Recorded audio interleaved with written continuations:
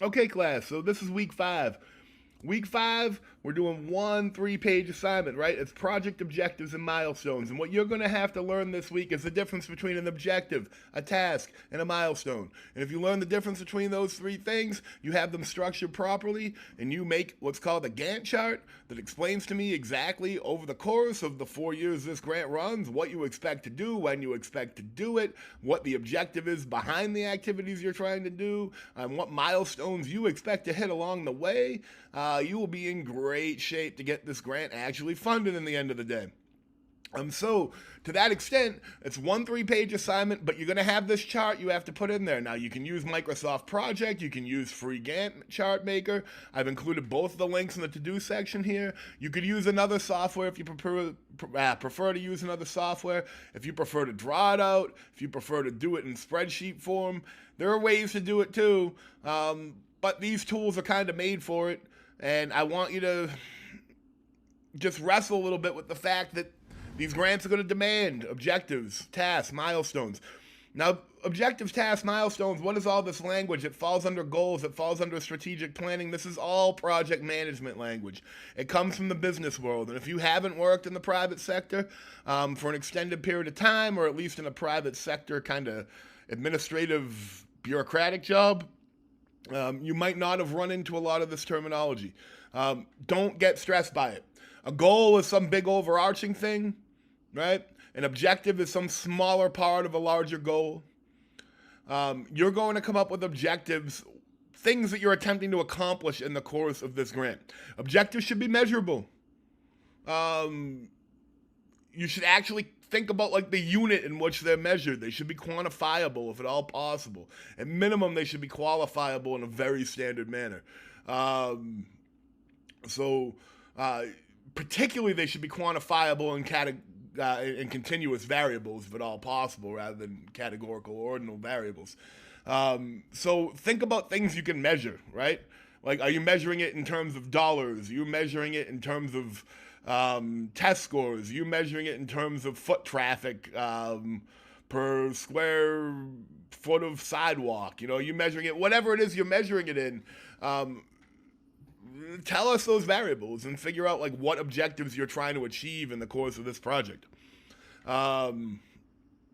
It's hard. It's going to take some thinking. It's only 3 pages, and a big chunk of those 3 pages, it's 3 pages max, and a big chunk of that max is your Gantt chart, your graph. For every one of those objectives, you're going to have tasks, right? Like things that have to happen in order to meet that objective. Those tasks, you're going to have to specifically outline. So how do you get to an objective? An objective is this measurable thing you want to accomplish in your project. You get to that objective through tasks, and tasks are actual assignable tasks, items you can tell workers to do to complete in order to eventually achieve an objective. So it might take 5 or 6 tasks in a given sequence in order to get to the objective you would like to get to. And it might take 3 or 4 objectives being met before you meet a milestone. A milestone is supposed to be a really key point along the way of your project where you go, we've made it this far.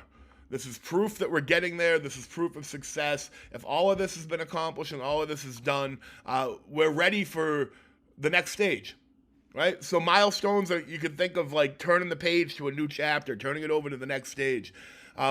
Sometimes, it's more common, I think, with private philanthropy than the public sector, but it can happen this way. Sometimes funding is contingent on milestones, meaning you don't get the next check. You could get awarded this $500,000, and they might cut you $125,000 in year 1, and they'll say, well, we'll give you the next $125,000 when you get to your first milestone, as you described it. And so you have to actually do all those objectives by completing all those tasks in order to reach that milestone, in order to get the next check for the next lump of money. That's relatively common. That happens.